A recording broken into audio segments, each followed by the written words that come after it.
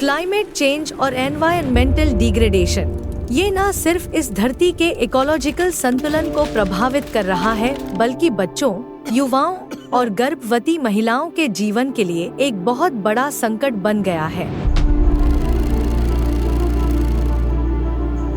सबसे इम्पॉर्टेंट चीज़ होती है कि जब बच्चा माँ के पेट में होता है तो वहीं से उसके ऊपर असर डालने लगती हैं वातावरण की चीज़ें।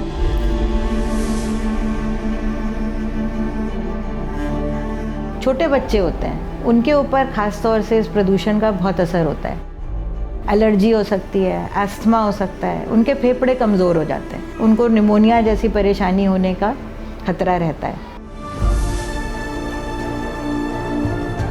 तो अगर हम एनवायरमेंटल रिस्क्स की बात करते हैं तो 5 तरह की कैटेगरीज में उन रिस्क्स को बांटा गया है। पहला है टॉक्सिक मेटल्स, जैसे कि लेड, जो कि खिलौनों में, मेकअप में या फिर बैटरीज में इनमें पाया जाता है। दूसरा है टॉक्सिक केमिकल्स, जो कि इंडस्ट्रियल पॉल्यूटेंट्स यूजुअली रहते हैं। तीसरा है हज़ार्डस वेस्ट और चौथा है क्लाइमेट चेंज और पांचवा है एनवायरमेंटल रिस्क, जिसके अंदर की एयर पोल्यूशन एक प्राइम रिस्क आता है, जिससे रेस्पिरेटरी प्रॉब्लम्स हैं वो बहुत होती हैं। Heat waves, air pollution, lead poisoning, सूखा, बाढ़ से हुआ विस्थापन और ग्लोबल वार्मिंग हमारे देश के भविष्य को खतरे में डाल रहे हैं।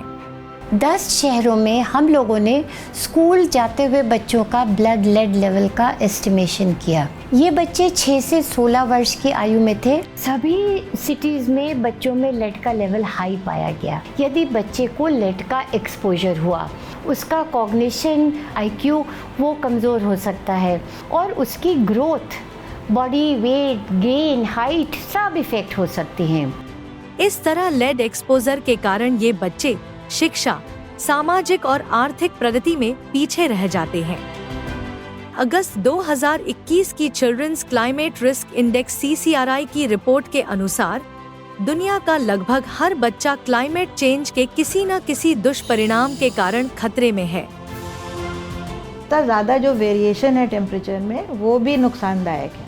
गर्मी में जब टेम्परेचर बढ़ जाता है तो तरह तरह की इन्फेक्शियस डिजीज़ेज़ और होने लगती हैं। जो क्लाइमेट रिस्क है, it is not just a risk for the health of the child, वो एक उनके अधिकारों के प्रति भी बहुत बड़ा रिस्क है। सबसे ज्यादा आबादी वाला प्रदेश होने के कारण उत्तर प्रदेश में क्लाइमेट चेंज के कारण काफी बच्चे प्रभावित हो रहे हैं। इसलिए यहाँ हमें अर्जेंट एक्शन लेना ही होगा। यहाँ जो भी कुछ हम करते हैं उसका इम्पैक्ट लॉन्ग लास्टिंग होता है, फार रीचिंग होता है।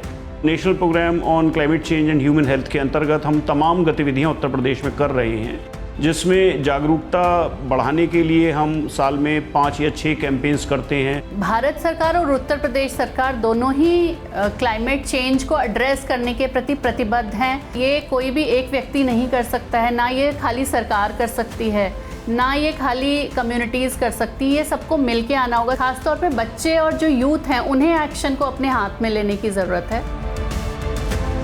आज ज़रूरत है एनवायरमेंटल डिग्रेडेशन के खिलाफ एक मजबूत कदम उठाने की, जिसके लिए सरकार और समाज के सभी हितधारकों को मिलकर healthy environment for healthy children को एक जन आंदोलन का रूप देना होगा, ताकि आने वाली पीढ़ी एक स्वस्थ, खुशहाल और संभावनाओं से भरी दुनिया में जी सके और आने वाले कल में भारत के भविष्य को नई बुलंदियों पर लेकर जा सके।